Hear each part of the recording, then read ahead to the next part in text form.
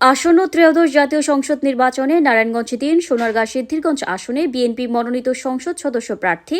আজহারুল ইসলাম মান্নানের ধানের শীষে ভোট চেয়ে নির্বাচনী উঠান বৈঠক অনুষ্ঠিত হয়েছে।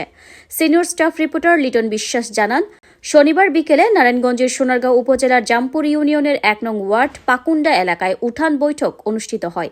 এ সময় জামপুর ইউনিয়ন ১ নং ওয়ার্ড বিএনপির সভাপতি গোলাম কিবরিয়া ভূঁইয়ার সভাপতিত্বে ও সোনারগাঁ উপজেলা যুবদল নেতা সামির মিয়া এর সঞ্চালনায় প্রধান অতিথি ছিলেন জামপুর ইউনিয়ন বিএনপির সভাপতি আল মুজাহিদ মল্লিক। বিশেষ অতিথি সোনারগাঁ উপজেলা বিএনপির সহসভাপতি মামুন, জামপুর ইউনিয়ন বিএনপির সাংগঠনিক সম্পাদক ইব্রাহিম ভূঁইয়া, জামপুর ইউনিয়ন বিএনপির যুগ্ম সম্পাদক শাহিন শিকদার, জামপুর ইউনিয়ন পরিষদের সাবেক চেয়ারম্যান কামরুল ইসলাম লিটন, জামপুর ইউনিয়ন ২ নং ওয়ার্ড বিএনপির সিনিয়র সহসভাপতি আওলাদ হোসেন, জামপুর ইউনিয়ন বিএনপির নেতা রিপন ভূঁইয়া, বিএনপি নেতা মোস্তফা ভূঁইয়া, উপজেলা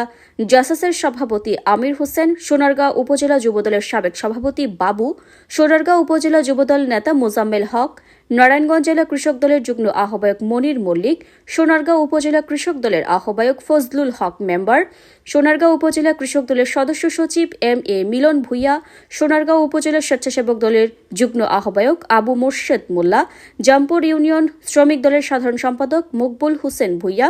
জামপুর ইউনিয়ন যুবদল নেতা আপেল মাহমুদ, জামপুর ইউনিয়ন সাবেক ছাত্রদলের যুগ্ম সম্পাদক মেহেদি হাসান সহ বিএনপির অঙ্গ সহযোগী সংগঠনের নেতাকর্মীরা উপস্থিত ছিলেন।